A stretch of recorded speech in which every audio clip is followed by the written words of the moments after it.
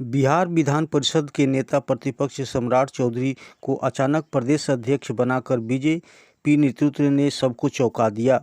सामने लोकसभा चुनाव था। चौधरी के सामने दो बड़े लक्ष्य थे। पहला, नीतीश कुमार की जदयू से गठबंधन के बिना राज्य में पार्टी को अपने बूते खड़ा करना। दूसरा, नीतीश कुमार से नाराज लव कुश समीकरण को एक धड़े कुशवाहा को अपने पाले में लाना।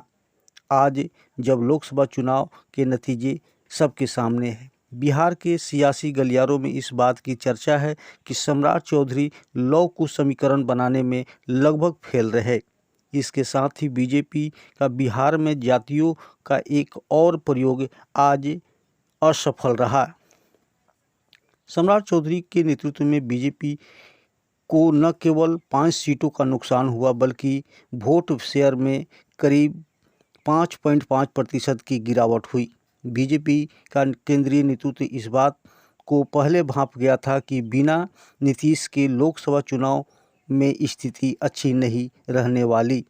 यही कारण है कि नीतीश कुमार के लिए बीजेपी का दरवाज़ा बंद करने के लिए घोषणा के बावजूद चुनाव से ठीक पहले एनडीए का दरवाज़ा खुल गया।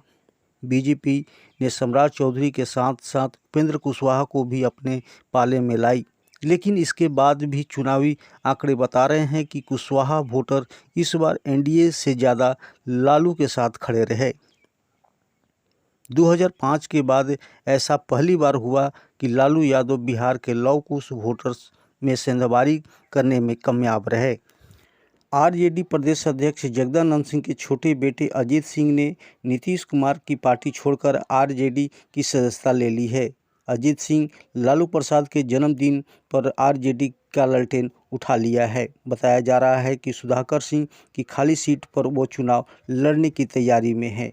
पूर्व कृषि मंत्री और जगदानंद सिंह के बेटे सुधाकर सिंह बक्सर से आरजेडी के टिकट पर लोकसभा का चुनाव लड़ा और जीत गए। वे रामगढ़ से विधायक थे। अब उनके सांसद बनने के बाद रामगढ़ की सीट खाली हो गया है। मोहन चरण मांझी ने उड़ीसा के मुख्यमंत्री के रूप में शपथ ले ली है। विधानसभा चुनाव में बम्पर जीत के बाद पहली बार राज्य में भारतीय जनता पार्टी ने अपने दम पर सरकार बनाई है। भाजपा विधायक दल के नेता चुने गए मोहन चरण मांझी ने पीएम मोदी, नवीन पटनायक तथा तमाम दिग्गज नेताओं की मौजूदगी में शपथ ली। मांझी के साथ 6 बार के विधायक केबी सिंह और पहली बार विधायक बनी प्रभावती परिदा ने डिप्टी सीएम पद की शपथ ली।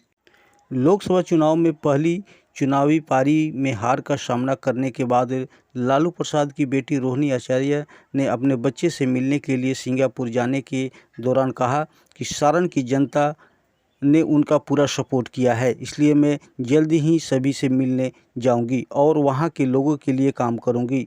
सारण में 2 लोगों की हत्या को लेकर सांसद राजू प्रताप रूडी पर हमला करते हुए कहा कि वह बोलते हैं कि यहाँ गोली ही चलेगी, तो उन्हें आज हुए हत्या के लिए जवाब देना चाहिए कि यह वकील पिता पुत्र की हत्या कैसे हुई।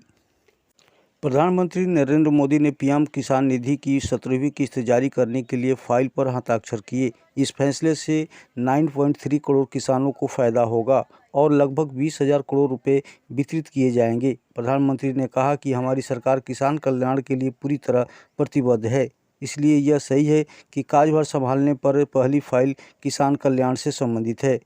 हम आने वाले समय में किसान और कृषि क्षेत्र के लिए और भी अधिक काम करना चाहते हैं।